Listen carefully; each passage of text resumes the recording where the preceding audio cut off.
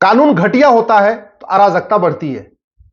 1954 में नेहरू जी ने घटिया कानून बनाया था जिसको ड्रग एंड मैजिक एक्ट कहते हैं। इस घटिया कानून के कारण स्वामी रामदेव जी को और आचार्य बालकृष्ण जी को सुप्रीम कोर्ट में बिना शर्त माफी मांगना पड़ रहा है। उनकी कोई गलती नहीं है, फिर भी माफी मांगना पड़ रहा है। क्यों? क्योंकि यह कानून घटिया है। जिन बीमारियों का इलाज पतंजलि में होता है, गारंटी के साथ होता है, जिन बीमारियों का इलाज स्वामी रामदेव और आचार्य बालकृष्ण जी ने किया है, लाखों लोग ठीक हो चुके हैं जिन बीमारियों को अपना इलाज करा के, उसके लिए भी स्वामी रामदेव जी को और आचार्य बालकृष्ण जी को सुप्रीम कोर्ट में माफी मांगनी पड़ रही है, क्योंकि यह कानून कहता है कि इन बीमारियों का आप प्रचार प्रसार नहीं कर सकते। मैं साल में 2 बार पतंजलि जाता हूं, एक बार जून में जाता हूं छुट्टियों में, एक बार दिसंबर में जाता हूं, और मैंने अपनी आंखों से देखा है कि वहां पे लोग अपेंडिक्स अपना ठीक कर चुके हैं आके। योग प्राणायाम आयुर्वेद के जरिए लोगों ने अपना अंधापन ठीक किया है। योग प्राणायाम आयुर्वेद के जरिए लोगों ने पतंजलि में आके अपना कैंसर ठीक किया है। पतंजलि में लोगों का मोतियाबिंद ठीक हुआ है। ये मैं अपनी आंखों से देखा बता रहा हूं। योग प्राणायाम के जरिए, आयुर्वेद के जरिए पतंजलि में आके लोगों ने अपना बहरापन ठीक किया है। डायबिटीज ठीक हुई। डायबिटीज तो पूछे नहीं, करोड़ों लोगों को ठीक हो चुकी है पतंजलि में आके। मंद बुद्धि का इलाज पतंजलि में होता है। यूट्रस का इलाज पतंजलि में होता है। माहवारी की समस्या का इलाज पतंजलि में होता है। नर्वस सिस्टम का इलाज पतंजलि में होता है। ड्रॉप्सी का इलाज पतंजलि में होता है। मिर्गी का इलाज पतंजलि में होता है। पथरी का इलाज पतंजलि में होता है। योग प्राणायाम नेचुरोपैथी के जरिए, आयुर्वेद के जरिए ब्लड प्रेशर का इलाज होता है। हिस्टीरिया का इलाज होता है पतंजलि में। कोढ़ का इलाज होता है पतंजलि में। मोटापा का इलाज होता है पतंजलि में। नपुंसकता का इलाज होता है पतंजलि में। बाजपन का इलाज होता है पतंजलि में। टीबी का इलाज होता है पतंजलि में। अल्सर का इलाज होता है पतंजलि में। यह सब योग प्राणायाम नेचुरोपैथी आयुर्वेद के जरिए होता है। आहार चिकित्सा के जरिए होता है। प्राणायाम चिकित्सा के जरिए होता है। लेकिन जब उन्हीं बीमारियों को ठीक करने की बात स्वामी रामदेव जी पेपर के जरिए करते हैं, अखबार में अपना प्रचार एडवर्टीजमेंट देके करते हैं, तो ये 1954 का कानून खड़ा हो जाता है। और इंडियन मेडिकल एसोसिएशन, जो सिंथेटिक ड्रग एसोसिएशन है, जो सिंथेटिक ड्रग बनाने वाले फार्मा माफियाओं के लिए काम करता है, वो Indian medical association supreme court में सीधे जाता है, पिटीशन फाइल करता है। सुप्रीम कोर्ट में उसकी पिटीशन एडमिट हो जाती है। और इस कानून के कारण रामदेव जी, बालकृष्ण जी को बार बार फटकार भी मिल रही है, माफी वो लोग मांग रहे हैं, फिर भी माफीनामा भी नहीं मिल रहा है। एक बात मैं बताऊं, पंजाब में इन्हीं बीमारियों का इलाज मिशनरियां करती हैं, इलाज करने का दावा करती हैं, वादा करती हैं। पूरे पंजाब नहीं, पूरे भारत में मिशनरियां चंगाई सभा लगाती हैं, और चंगाई सभा लगा के कहती हैं कैंसर ठीक कर दूंगा, घुटना ठीक कर दूंगा, बाजपन ठीक कर दूंगा, नपुंसकता ठीक कर दूंगा। और अब तक करोड़ों एससी एसटी को कन्वर्ट कर चुकी हैं ईसाई मिशनरियां, इन्हीं बीमारियों का इलाज करने का वादा करके। लेकिन इंडियन मेडिकल एसोसिएशन कभी मिशनरियों के खिलाफ सुप्रीम कोर्ट नहीं गया। बहुत सारे मजारों पे, बहुत सारे दरगाहों पे बोर्ड लगे हुए हैं कि हम ये बीमारी ठीक कर देंगे, ये बीमारी ठीक कर देंगे, और वो उन बीमारियों का ठीक करने का वादा किया जाता है, दावा किया जाता है, जो इस कानून में लिखा हुआ है। लेकिन इंडियन मेडिकल एसोसिएशन आज तक कभी नहीं गया। चाहे हिंदी का अखबार हो, चाहे तमिल का अखबार हो, चाहे तेलुगु का अखबार हो, रोज निकलता रहता है फलाने बीमारी ठीक कर दूंगा, फलाने बीमारी ठीक कर दूंगा, भूले साहब, फन्ने साहब, भन्ने साहब, फन्ने साहब, ऐसे पता नहीं कितने सारे वहां पे तांत्रिक मांत्रिक का रोज प्रचार करते रहते हैं। 1000 रुपए में ठीक कर दूंगा, 2000 रुपए में ठीक करता हूं। इंडियन मेडिकल एसोसिएशन कभी उनके खिलाफ सुप्रीम कोर्ट नहीं गया। लेकिन जब पतंजलि ने यह काम करना शुरू किया तो इंडियन मेडिकल एसोसिएशन चला गया।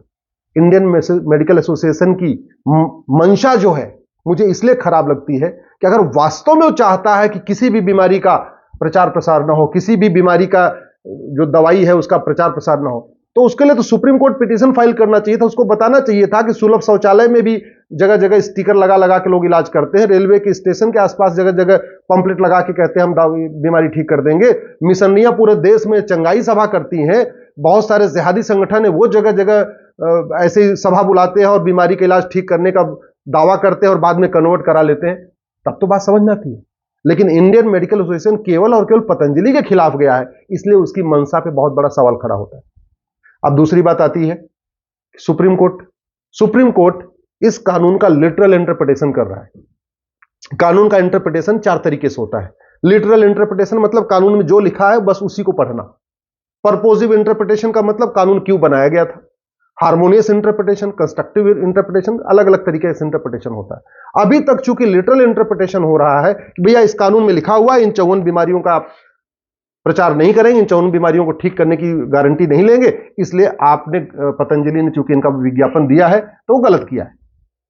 चलिए सुप्रीम कोर्ट क्या करेगा मैं उस पर नहीं जाता। भारत की सर्वोच्च अदालत है, सर्वोच्च अदालत जो भी करेगी वो ठीक करेगी, मुझे ऐसा पूरा विश्वास है। मुझे पूरा ऐसा विश्वास है कि सुप्रीम कोर्ट आने वाले टाइम में इस एक्ट का हार्मोनियस इंटरप्रिटेशन करेगी, पर्पोजिव इंटरप्रिटेशन करेगी, कंस्ट्रक्टिव इंटरप्रिटेशन करेगी, केवल लिटरल इंटरप्रिटेशन नहीं करेगी। इस कानून के एम्स एंड ऑब्जेक्ट्स में लिखा हुआ है कि ये नीम हकीम खतरे जान जो उस समय बोर्ड लगाते थे उनको रोकने के लिए बनाया गया।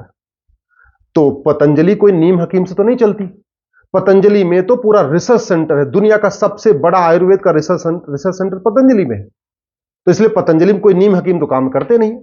पतंजलि के पूरे देश भर में 1200 से ज्यादा डॉक्टर हैं जो बाकायदा वेल क्वालिफाइड डॉक्टर हैं। पतंजलि में तो आज की डेट में खुद पर डे कम से कम हजारों की संख्या में लोग आके ओपीडी में अपना इलाज करा रहे हैं, और ये प्रमाण भी है, लोग बोल भी रहे हैं। इसलिए मुझे पूरा विश्वास है कि सुप्रीम कोर्ट जो फाइनल डिसीजन लेगा वो इस कानून का हार्मोनियस और पर्पोजिव इंटरप्रिटेशन करके लेगा। लेकिन ये कानून को बदलना जरूरी है, इसी कानून को बदलना जरूरी नहीं है। आज मैं आप लोगों से एक आग्रह करता हूं, 25 साल पुराने सभी कानूनों को बदलने की मांग करिए। 21वीं सदी में 19वीं सदी का कानून क्यों, 20वीं सदी का कानून क्यों, 1954 का कानून क्यों? अब टाइम आ चुका है कि जैसे दुनिया के कई देशों में कानून की एक्सपायरी होती है, कानून की एक लाइफ होती है 25 साल। 25 साल के बाद कानून को रिव्यू किया जाता है। 25 साल के बाद कानून को हर हालत में मैंडेटरी है उसको रिव्यू करना, उसको बदलना। इवन ब्रिटेन में जो जहां हमारे ऊपर जब राज था अंग्रेजों का, वहां पे ब्रिटिश गवर्नमेंट में भी एक पॉलिसी है कि 25 साल जैसे कानून हो जाएगा पुराना, लॉ कमीशन उसको रिव्यू करेगा, और लॉ कमीशन जो सजेशन देगा 3 महीने के अंदर उसको इंप्लीमेंट किया जाएगा, उसको पार्लियामेंट में पेश किया जाएगा। अब टाइम आ चुका है कि कानून बनाते समय ही उसकी एक्सपायरी डेट होनी चाहिए कि भैया ये कानून 25 साल के लिए बन रहा है। 25 साल के पहले अगर उसको रिव्यू किया जाता है बहुत अच्छी बात है, अगर कोई बीच में जरूरत पड़ती है, नहीं लगता नहीं ये कानून में कुछ जरूरत है बदलाव की, होना चाहिए। लेकिन किसी भी कानून की मैक्सिमम लाइफ 25 साल होनी चाहिए। ऐसे थोड़ी है कि 1860 का इंडियन पिनल कोड 2023-24 में चलता रहे, आज भी चल रहा है 1860 वाला इंडियन पिनल कोड। 1861 का पुलिस एक्ट आज भी चल रहा है, 1863 का इंडाउमेंट एक्ट आज भी चल रहा है, 1872 का एविडेंस एक्ट आज भी चल रहा है, 1908 का सिविल प्रोसीजर कोड आज भी चल रहा है। कितने सारे कानून चल रहे हैं। ये जासूसी और गद्दारी रोकने वाला 1923 का कानून आज भी चल रहा है। ड्रग एंड कॉस्मेटिक एक्ट जो नकली दवाओं को रोकने के लिए बना हुआ है 1940 का आज भी चल रहा है। फॉरेनर एक्ट घुसपैठियों को रोकने वाला 1946 वाला कानून आज भी चल रहा है।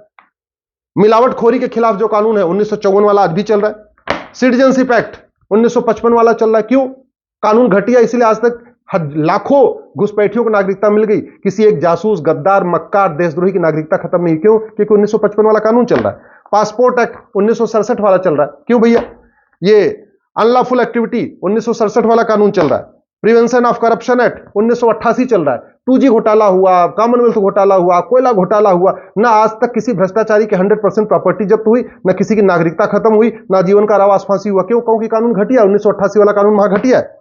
बेनामी प्रॉपर्टी एक्ट 1988 वाला चल रहा है। क्यों इतना पुराना कानून चलाना? अरे हम अग्नि मिसाइल बना सकते हैं, ब्रह्मोस बना सकते हैं, राफेल खरा सकते हैं, बना सकते हैं, परमाणु बम बना सकते हैं, सब कुछ, वर्ल्ड क्लास हाईवे बना सकते हैं, वर्ल्ड क्लास हॉस्पिटल बना सकते हैं, वर्ल्ड क्लास मॉल बना सकते हैं, तो वर्ल्ड का सबसे अच्छा कानून नहीं बना सकते क्या? क्यों हम 25 साल से ज्यादा पुराना कानून रखें? मनी लॉन्ड्रिंग 2002 वाला, हवाला का इतना कारोबार चल रहा है, ना किसी आज का हवाला कारोबारी को ना तो आजीवन कारावास हुआ, ना फांसी हुई, ना किसी की नागरिकता खत्म हुई। क्यों इसको कानून चलाना? इसलिए मेरा आपसे निवेदन है, केवल अब बात ड्रग एक्ट की नहीं है, बात केवल पतंजलि की नहीं है, बात भारत को विश्व गुरु बनाने की है, भारत में राम राज्य स्थापित करने की है। वो तभी हो सकता है जब हमारा प्रत्येक कानून दुनिया का सर्वोत्तम कानून हो, और घटिया कानून एकदम नहीं चाहिए। आप लोगों से निवेदन है, इस वीडियो को अधिक से अधिक शेयर करिए, और जो भी कानून सन 2000 से पहले के बने हुए हैं उन सभी कानूनों को बदलने की मांग करिए, तभी भारत में बदलाव आएगा। याद रखिएगा, डॉक्टर बदलने से बीमारी ठीक नहीं होती है, बीमारी ठीक होती है दवा बदलने से। ऐसे ही शासक बदलने से व्यवस्था बदलती नहीं है, कानून बदलने से व्यवस्था बदलती है। शासक बदल रहे हैं, कानून नहीं बदल रहा है, इसलिए समस्या ज्यों की त्यों है।